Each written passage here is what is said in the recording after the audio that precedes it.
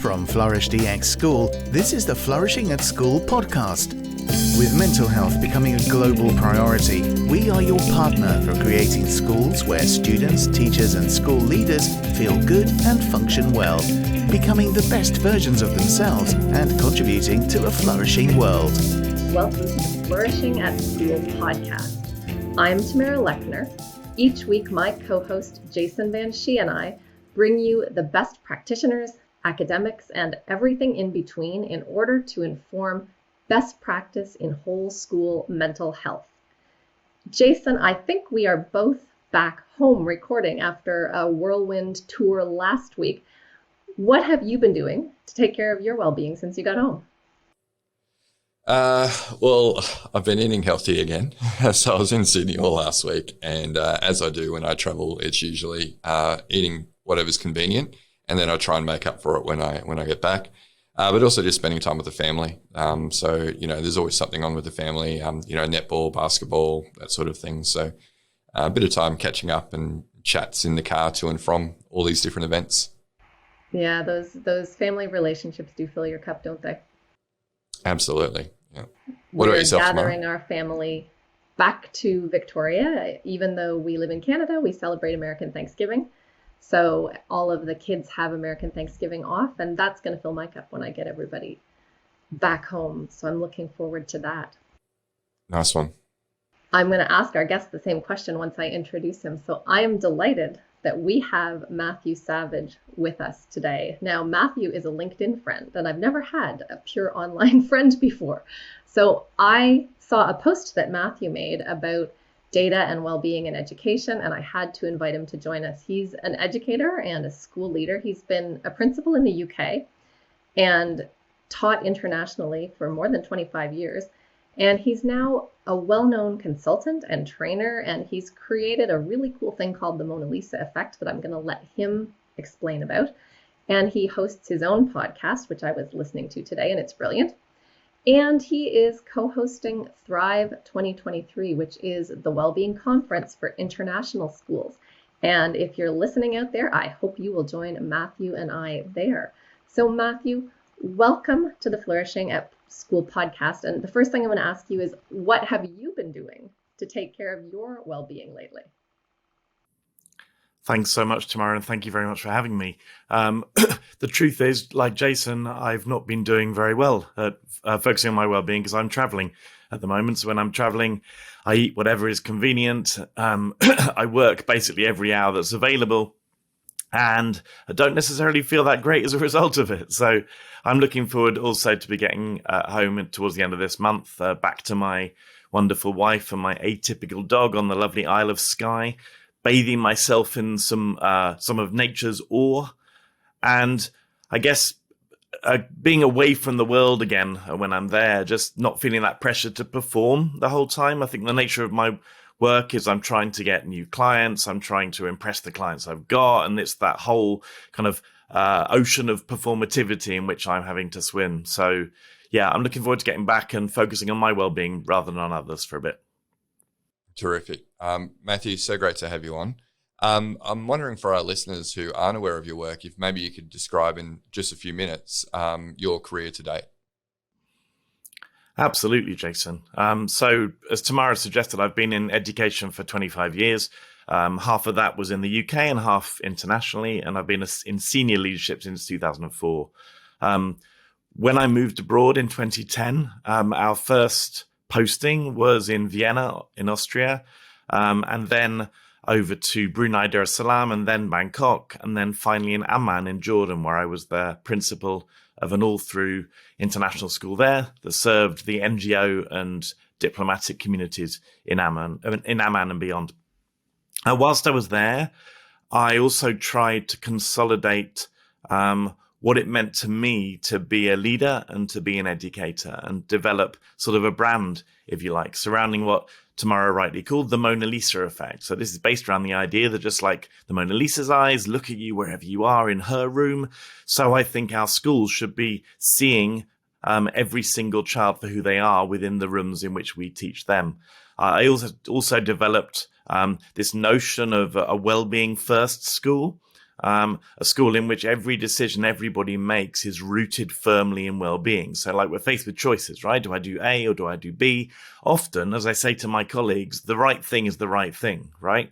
And if we follow a well-being first agenda, then we will make the choice which foregrounds and centers the well-being of those with whom we work. Excuse me, just clearing my throat a little bit there. In 2020, I had 2 mini strokes and I was repatriated in the midst of a military lockdown in Amman to the UK.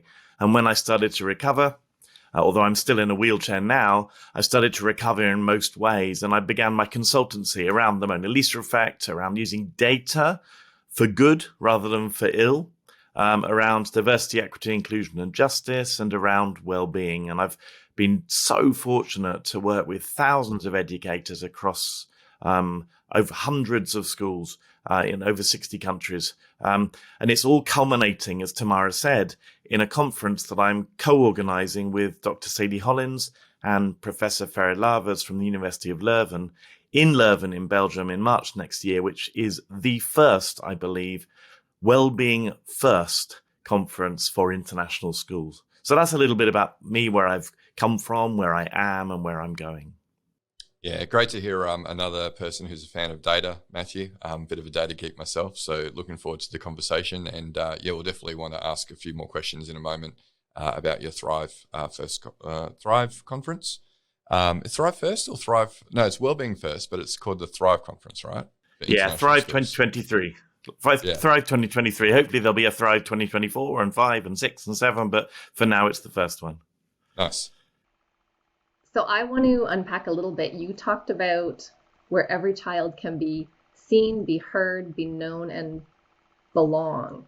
So when you work with schools and you're thinking of well-being first, can you tell us what this work actually looks like? How do you switch from academics first to every child being seen and heard and known and belonging? It's a really good question. I was meeting with a group of parents in Singapore this week, and my challenge for that meeting was to explore the balance between well-being and academics, because the perception was that the parent community, certainly internationally, is very much focused on academics. And therefore, if we were to pursue a well-being first agenda, is there a dissonance with what our paying parents want? And the main point I put across to those parents is that there isn't a choice, right? It's not that we choose one or the other, although I think it is more complicated than that. We can pursue academics first. And yep, sure, absolutely, kids can get extraordinary outcomes.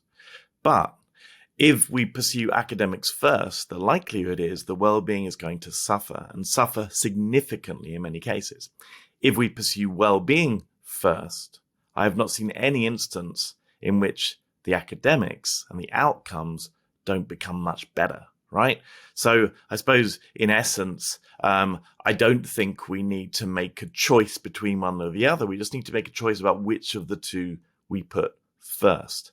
And the whole be seen, be heard, be known, belong kind of mission of my work on the Mona Lisa effect, the be seen, it's about visibility and genuine visibility for the young people in our schools, right? Visibility of who they actually are.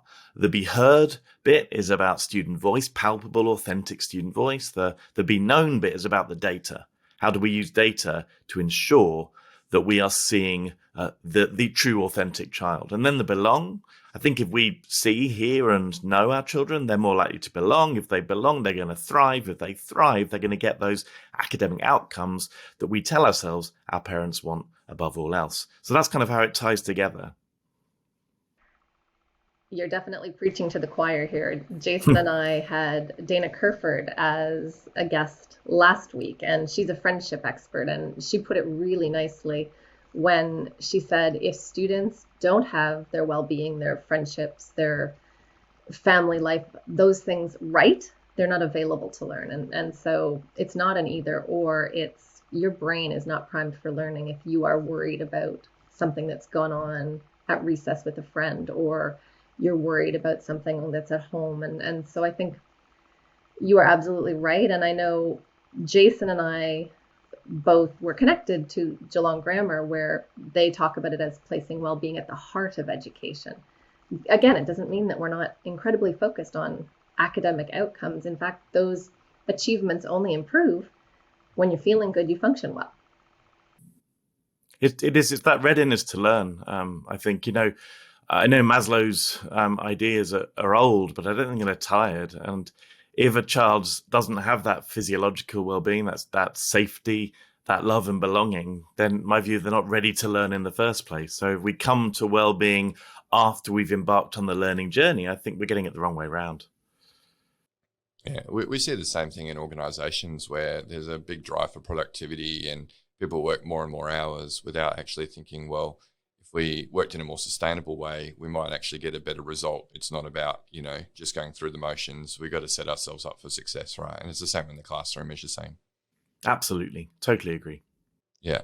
So can you tell us why you and your colleagues came up with the Thrive Conference and what registrants might expect from it? I think Sadie Ferret and I found such enormous overlap in the work we happen to be doing in other spheres. So I'd been writing for Sadie's Wellbeing in International Schools magazine, all 4 editions.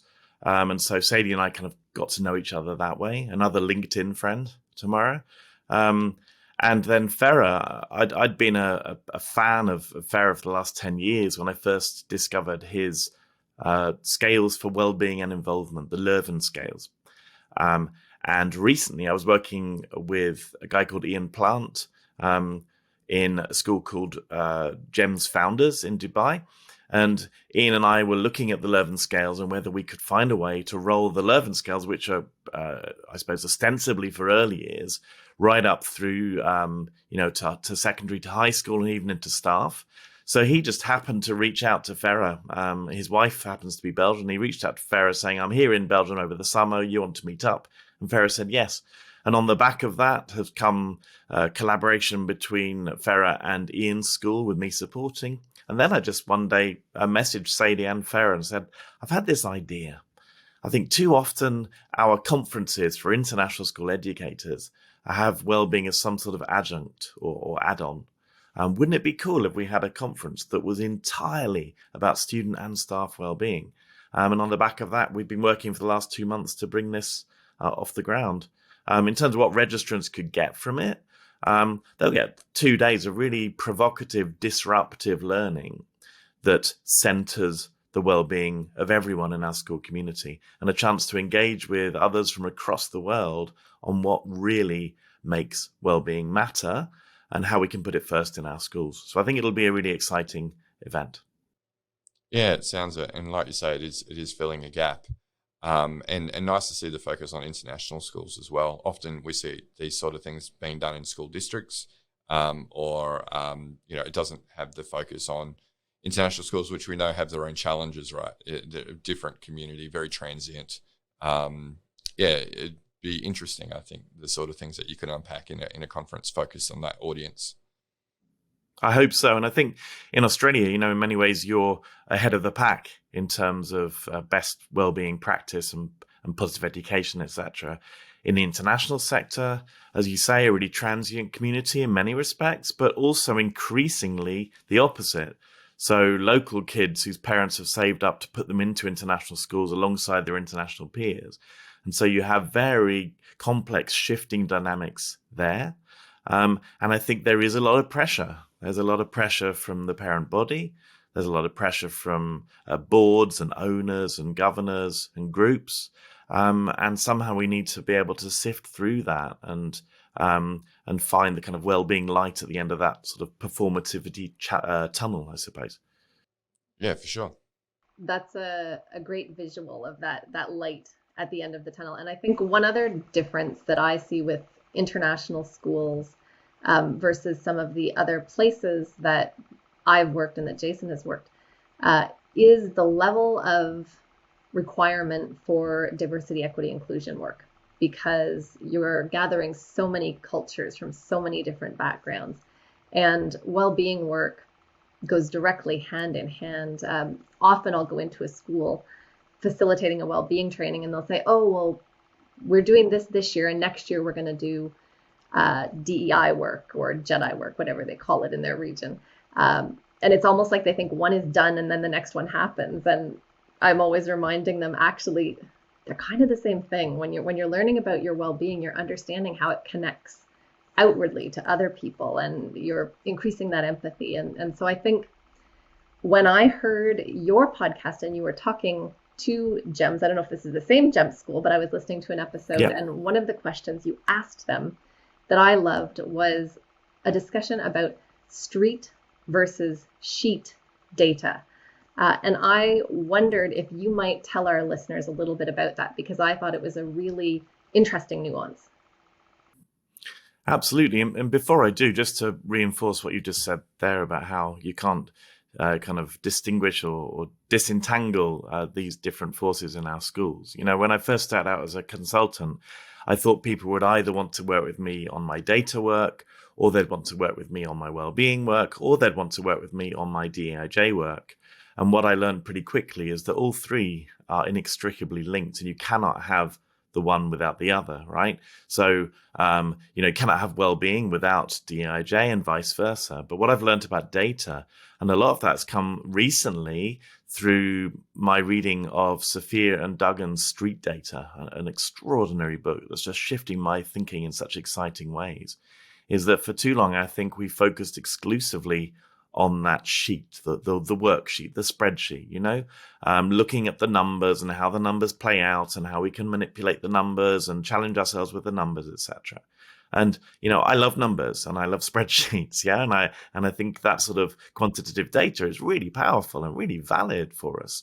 But what Sophia and Duggan argue, and this is also some of the work of Nora Bateson from the Bateson Institute and her work on warm data. What Sophia, Duggan and Bateson would argue is that we've got to get down to the street. We've got to engage ethnographically with the authentic stories of the people with whom we're working, right? And sure, if I've got, one of the schools I work with has almost 4,000 kids. Another of the schools I've started to work with a leader of which is about 10,000 kids, right? So if you've got lots of kids in your school, then you've got to have those numbers, because those numbers are, I talk about data as a revolutionary act, a kindness act, a moral act. And we've got to use those numbers to do what Sophia and Duggan would say is choose the margins, right? For too long, we've been centering our work in schools around the mass, right? If we can choose the margins and focus on making learning and well-being for the margins, be those marginalized groups by virtue of their race, by virtue of their faith, by virtue of their gender identity or their sexuality or their age or whatever else. If we choose the margins and make life better for them, then everybody wins, right?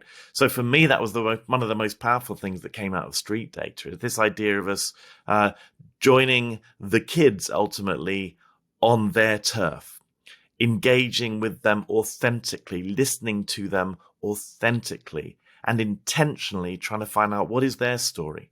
Because once we find out what is their living, beating story, this glorious cocktail, this mess of synapses and hormones and so much else besides, if we engage with that story, then we really are going to see them and hear them and know them, right? And then from that follows true personalization and a richer, happier school.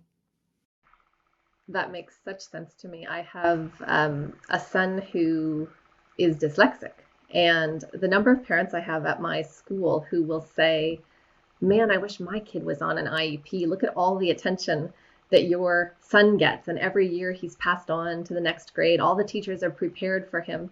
And I think that's where we're going with this type of personalization, right? That we're going to have this information that is in movement. So it's not static, it's changing. But as you pass a student along, you've got all this data about what works well for them, what their strengths are. And I know Jason and I, in the work that we do together, look a lot at making sure students know what their strengths are, and teachers see those character strengths and can point them out and ask the students to use them to help with their well-being and to help build that well-being.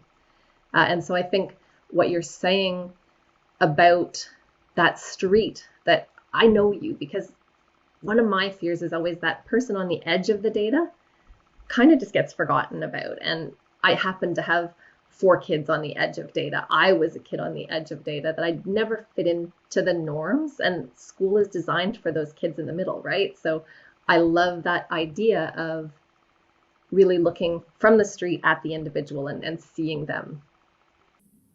And it's to do with intentionality, isn't it? We need intentionally to look to those margins. And that's when the magic really happens, I think.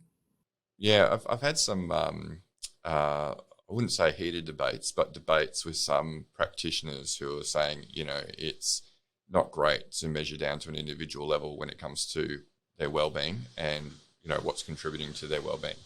But I agree with you. When you look at the masses and you kind of design for the masses, you miss out on a lot of those people on the margins. I think we've made the mistake when it comes to academia, right, in that we tend to, try and teach kids the same way. It's like scalable, right?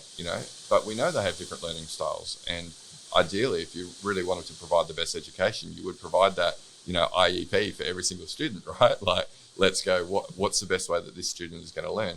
And I think the same goes for wellbeing. We can't just do cohort level kind of analyses and interventions and expect every student is going to have the same benefit. I think there is benefit for understanding, like you say, those kids in the margins, and even at an individual level, like what should they be doing as their own kind of wellbeing plan. Yeah, and I think individual and cohort and school level work also do overlap, right? So we've got to focus on the individual, absolutely. And I would agree with that. And I'd happily enter into a heated debate with anyone else myself on that. But I think some of the biggest change happens when we also look at things on a school level. And this is the exciting work that I've got from Jim Ellis from ECIS. On what he calls curb cuts and spikes, and taking a design lens onto access.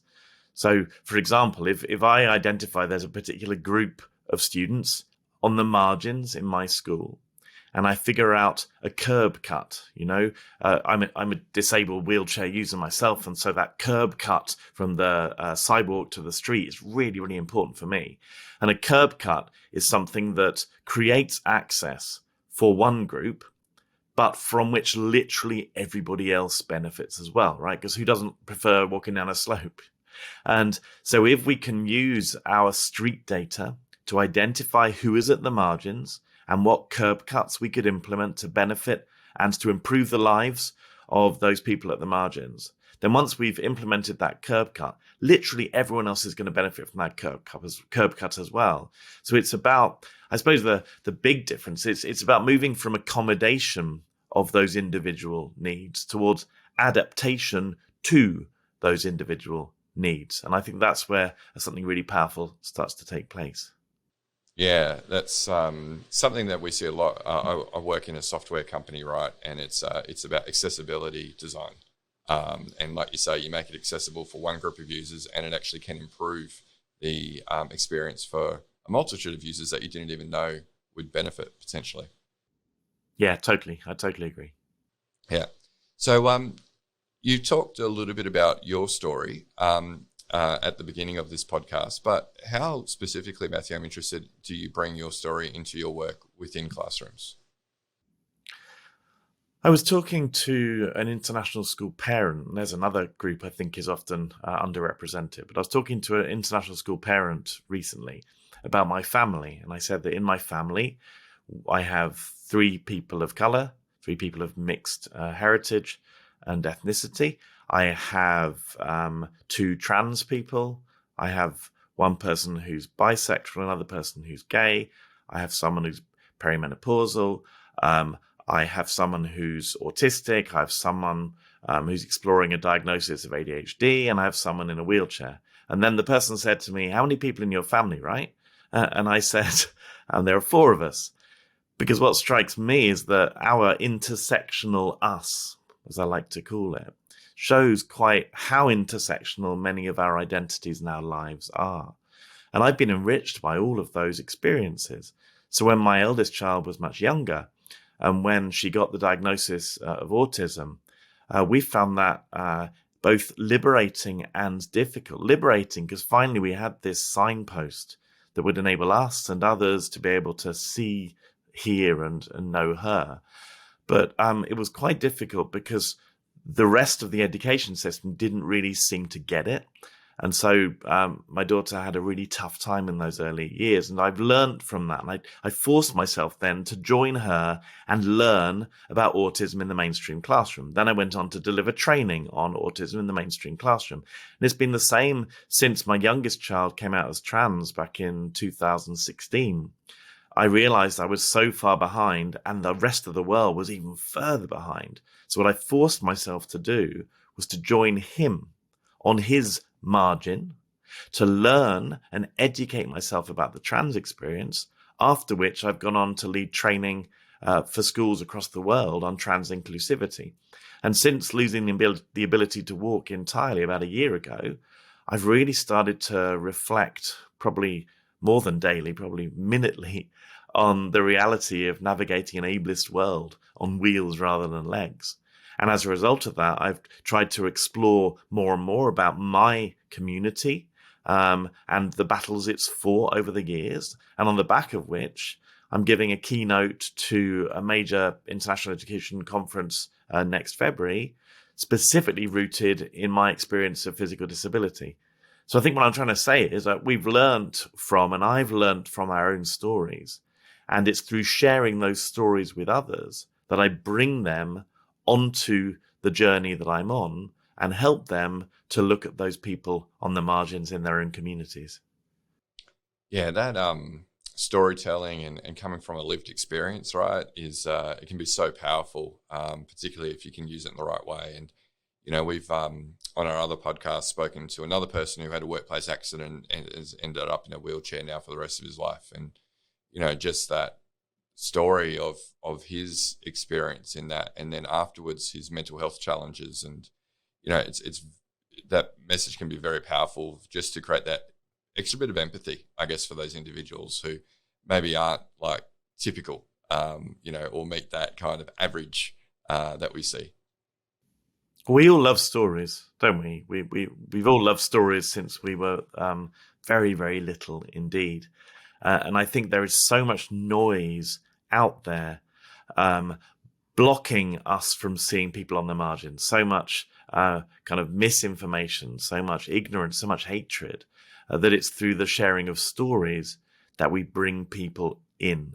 It's through the sharing of stories that we engage on the level of love, really, rather than on the level of hatred. So yeah, I agree. Story sharing and storytelling makes it all worthwhile. I am so grateful that you shared all of that with us. I have many similar experiences. So my large family would sound a lot like yours, including autism and dyslexia and connection to transgender health and lots of other things as well. And so I think one of the things that this reminds me of, because many teachers to students are that person at the front of the class, and students don't see teachers as someone who goes home and has a family and has other things in their life. It's like if you see your teacher outside of school, it blows your mind that they live outside of the classroom. And I know when I've worked with teachers, they have a real challenge deciding how much of their personal life is okay to disclose to their students, where they should draw that line. And I think you've just painted a really beautiful picture of how to do that well. And so what I want to ask you, because you've had experience going into so many classrooms, and obviously you've gotten this right because you're having great success working with international schools.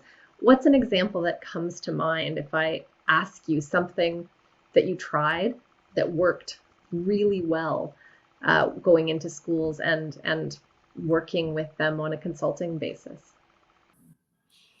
Well, I think I could also say things that didn't go That'll well. be the next question. But, Jason will get to that. okay. We like lessons learned and successes. Well, I suppose first and foremost, the work I'm doing with schools on wellbeing that works is around measurement. Because the question I ask almost epistemologically is, how do you know? Because so many teachers think they know, as if human beings are simple and easy to know. And my first question, I suppose, I ask lots of schools is, well, how do you know then? And that's where talk of measurement of well-being, just as much as we've always measured attainment, comes to the fore of everything, I suppose. But the big thing I also see making a difference in schools is, even if schools internationally aren't able to meet that ISCA, the International School Counselors Association, the ISCA ratio of one trained, licensed, experienced counselor for every 250 kids, even if most schools I work with are quite a long way away from that, what can they do to mitigate against that? In the form of maybe having a local trainee counsellor who can do a lot of the group work and that triage, in terms of training staff in mental health first aid. So there's a triage level at which lots of kids can then access that support. In terms of training peer helpers and peer counsellors, so that the children themselves are able to be each other's support. In terms of having wellbeing spaces in the school where staff or students can go to really just have a cocoon in which they can feel truly safe. So I suppose, in summary, yes, ideally we have all the counsellors we need. But if we're not going to get there yet, firstly, we've got to measure well-being. But secondly, we've got to make sure that we do other steps to fill that capacity. Because it seems to me, as long as you may agree with this, but working in well-being measurement yourself, but as soon as we measure well-being, we're going to find out some issues, right? And if we aren't able to meet those issues and actually to support those issues, I think we're guilty of having provided hope. Because if I survey and measure well-being and I cannot support the well-being that I discover, then I've offered hope, and I've done so cruelly because I cannot actually follow through. So yeah, it's about measurement and balancing that out with capacity, and making sure that if we can't get pure capacity, let's get it in a more mitigating way. Yeah, I think that's really important for people who are planning on measuring to think about. Like, you have to go into measurement actually planning on doing something with the data. There's a lot of schools and workplaces I see that seem to collect data for data's sake. And the first maybe time, I think people learn this very quickly, the first time that maybe there's a bit of hope that things could be better, things could be different. But after, nothing happens for 6 months following the survey, the data collection, and then they ask you to complete another survey, that's when you get helplessness going, well, this isn't worth it, and it's soul destroying, I think, for people going, oh, I participated. They seemed interested. They gave me that hope. Nothing happened. So I'm not going to participate this time. So, yes, I think that's really important for people to recognize. We've got to get it right first time, I think, as well. Otherwise, we'll never get them back. If we survey and they trust us and they complete it and then we don't get it right, they're never going to be honest in the future, are they? Exactly. And you hear so much about this survey fatigue, right? Survey fatigue. It's not that the surveys are causing fatigue. It's like how the surveys are used and then actioned. Yeah, the data is actioned. Yeah, if you're asking someone who's already depleted to do something and then you're not being responsive to what they've told you, you're making it worse, not better. And I know when we talked to one of our guests, Lisa Bayless, she said that almost every school she worked with wanted this for the students. And if you marketed it for the students and sold it as a solution for the students, you could get through the door. But as soon as you started talking about teachers' mental health and teachers' well-being, the leaders weren't terribly interested. And it's part of our challenge and part of our journey to make sure everybody understands that you cannot help students to become mentally healthy, to understand their own regulation of emotions and being able to manage the obstacles that are going to come if they don't have teachers who are mentally healthy. If the teachers are suffering, if the teachers are burnt out, there is a direct downstream effect. And so it is a real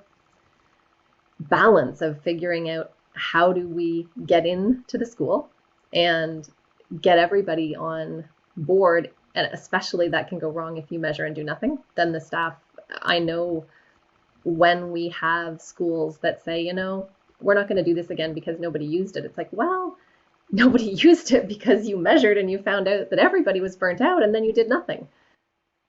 And that leads to a cycle of hopelessness.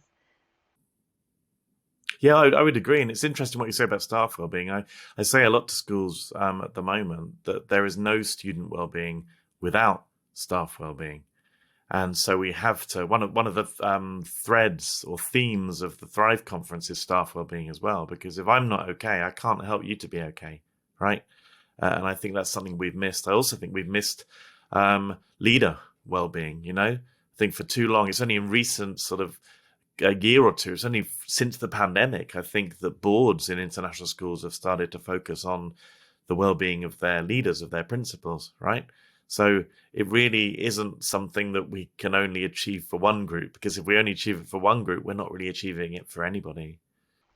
Yes, and you're right around the leaders. I know that the UK has really just started to put some focus in that direction, and ECIS has jumped on board, and they're going to be hosting a training for leaders that will be about, it'll start with an intense retreat type weekend, but go on to help leaders plan over 8 months. Okay, what is this going to look like long-term rolled out in your school? And that's something that my colleague, Dr. Elka Paul, and I have been working on helping ECIS get something into place, because we know that leadership plays such a big role. And often the leaders tip to vertical and want to protect their teachers. And so they take too much of the burden and they don't have any outlet. They are suffering in their districts based with whatever's going on in politics. And that is all outside of their control. And we do see leaders being more burnt out than ever. Yeah, and I think certainly in my years as an international school leader and most recently as a principal, my well-being was never anyone else's interest but my own. And to be honest, I wasn't that interested in it myself. So literally nobody was looking out for me, and I was absorbing all of that burden, that pressure, and thinking that somehow I could change and save the world. And as I did that, my mental health was deteriorating more and more rapidly. In the end, manifested in a stroke, right? Because in the end, it's going to come out somewhere. But if only my sector and my school had understood principal well-being better, then maybe some of the other things wouldn't have followed on from it. So yeah, leadership well-being really important, but we can't focus on leadership well-being if we're not going to focus also on staff well-being, and we can't do that if we're not focusing on student well-being. So guess what? It's important that throughout our school community, everybody can feel okay. In fact, everyone can feel more than okay. Everyone can flourish. Everyone can be seen, be heard, be known, and belong. So it's all or none, I think. Yeah. Matthew, I totally agree with all those things that you just said. Now, you mentioned before when Tamara asked for something that has gone right in schools or has worked well, that you've got plenty of failures as well. And I think we can learn a lot from failures, right? So we like to tell our listeners about some of these failures to show that, even experts can, try things that don't work, but we can learn from that, and we can share that wisdom with others. So is there something that you'd like to tell our listeners not to waste their time on because it doesn't work? You've tried it? Well, I think I can answer the first part of the question, but I don't know if it would lead to me answering the second part. So I don't think what I'm going to talk about here is something people shouldn't waste their time on. I think we just need to be more culturally savvy and culturally wise as leaders. So in my last school, I think I tried to move too quickly and too loudly in terms of LGBTQ plus inclusivity, kind of thinking that I know what's right. I know lots of the kids in my school will really benefit from this, so I'm just going to march ahead. And I think what I found out was that because of how complex the socio-cultural context was, I needed to be totally cognizant of and alert to and attuned to that in my efforts to make the school a more LGBTQ plus inclusive place, right? So I think I did learn that by going too quickly and too loudly, one can almost put at risk the very people you're trying to benefit. One of the people I trust and respect most in the queer community in Amman said to me one day that, Matthew, you've got to realize that you're going to go, right? You'll go at some point. So you're coming in as this warrior wanting to change Jordanian society. And then at some point at the end of this or next or the following contract, you're going to go. And what will you then have done that's sustainable for the trans kid in Ma'an or the queer kid in Mafraq who will be there forever? And if the spotlight has been shone on their identities without the protection there to ensure that they're going to be okay in the long run, then I've caused more harm than good. So I think as more and more schools in quite complex sociocultural and religious contexts realize they've got to wrestle with DEIJ, I think on the one hand, they can't just pick and choose from the different identities and characteristics that they want to protect, right? You can't say, well, I really embrace DEIJ and I'm going to focus exclusively on race because, you know, as I said earlier, it's the intersectionality at its core is something we need to respect and understand, right? But we also mustn't just ride in, you know, loudly and with some big spotlight and fanfare and say, we're here to save the queer kids of this country, you know, because that's going to do more harm than good as well. So I think what I hope schools are doing in regions such as the Middle East and elsewhere around the world where things are quite complex in that regard, I hope they're saying, look, we've got to do this, right? We've seriously got to do this, because if we don't do this, then how can every child matter? How can we really claim to be an inclusive environment? But we've got to do this in a way that happens without fanfare and without some big spotlight, such that we can effect almost disruptive subterfuge and make things better for those kids without everyone thinking that that's what we're trying to do. So I think that's what I've learned most, and I'd love to go back and maybe retread that road again. Yeah, well, I think there's definitely lessons learned there, right? Don't go too hard, too fast without the right level of support or thinking about how things are going to be sustainable if key people are no longer there, like you say. So I think that's something that everyone can learn from, because it's often, you know, I find the same myself. I get impatient. I can see what's wrong with the world. I want to make a change. But you've got to bring people along on the journey and make sure it's sustainable after you've gone. And you've got to understand culture. And I think in the international schools sector, for too long, as leaders, as teachers, we haven't fully understood our host culture or the kind of rich cauldron, the kind of tapestry of multiple cultures that make our school community. And I think we need to understand culture in every decision we take and make. Yeah, absolutely. That makes it sounds so simple, but sometimes the simplest things are the most complex to actually bring along, and they do take a slow burn. You need to be playing the long game. It's not quick and dirty. It is a long, slow change if it's going to be sustainable. And so that brings me to my next question. I love asking all of our guests this question, and we've had such fabulous and different answers. What I'm wondering is, if you've done your job really well and a school is flourishing, everybody's feeling good and functioning well, and every child is seen and heard and valued for who they are, how do you know when you walk into the school? What does that school feel like? I often think this is a bit like when you buy a house. You know, all of us have probably considered buying houses or would wish we could buy houses or have bought houses. And if you've ever looked for a house, you know within seconds, actually, whether that house is the one you want to buy. And I've gone on tortuous house hunts at various points in my adult life where I've looked at dozens and dozens and dozens. And then I try and weigh up, oh, is it this one or is it that one? But actually, when it's the right house, you know the second you walk in. And how could one define how you know that it's the right house? Really hard, actually. Because sometimes all of the kind of external markers suggest it's not the right house, but you just know. And I think when you walk into a school that puts well-being first, when you walk into a school that really manages to ensure every child can flourish and thrive, you just know, which is not really helpful in answering your question. But I would say also, if all those things are in place and every child really is feeling good and functioning well, then you'll know, because everything else will improve also.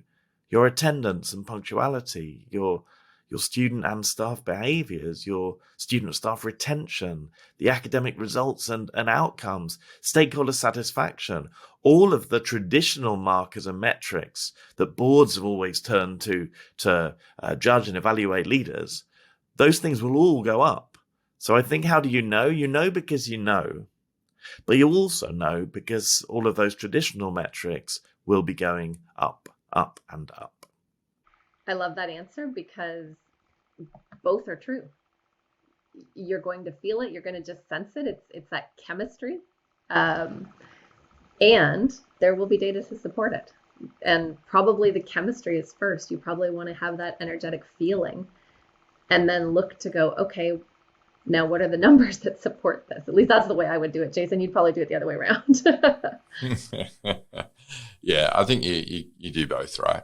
But like you said, Tamara, if you're just walking into a school and you don't have the data, it's often, it's the vibe, as we'd say here in Australia, from a iconic Australian movie. It's just the vibe. Well, I have absolutely loved having this conversation with you, Matthew, and I think we could probably go on for hours, which we will, to be continued at the Thrive Conference. I hope that all our listeners will take a peek for that and come and see us both. Maybe we'll convince Jason to join us in Belgium. We know that we love to remind our guests that not only can you listen to us if you're listening, but you can also watch us on the Flourish DX YouTube channel. And we are able to be connected with on LinkedIn. Jason and I both use LinkedIn, and clearly Matthew and I met there. So if anybody has questions or wants to know more about the Mona Lisa effect or data, feel free to reach out to any of us on LinkedIn.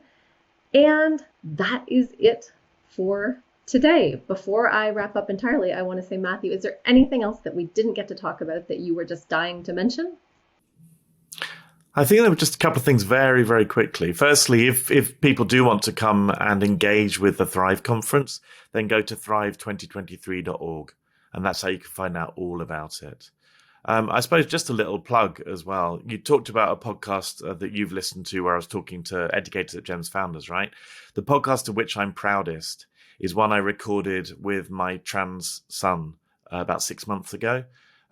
Where he and I spent about 5 hours talking, and I distilled it down into 5 20-minute episodes where we explore gender and sexuality in a world beyond both. So it's a story of unconditional love and how my son Jack hasn't always experienced that, but when he does, he truly thrives. So you can hear Jack and me on all good podcasting platforms. So that's what I wanted to share, but it's been so lovely to speak with you both today. Thank you so much. And just to be clear, Matthew, the title is Jack and Me. Is that the title of the podcast?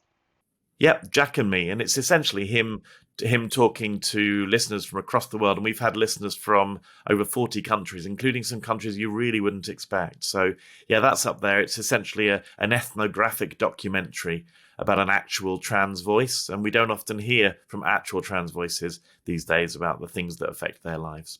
Excellent. Well, I'm certainly going to listen to that.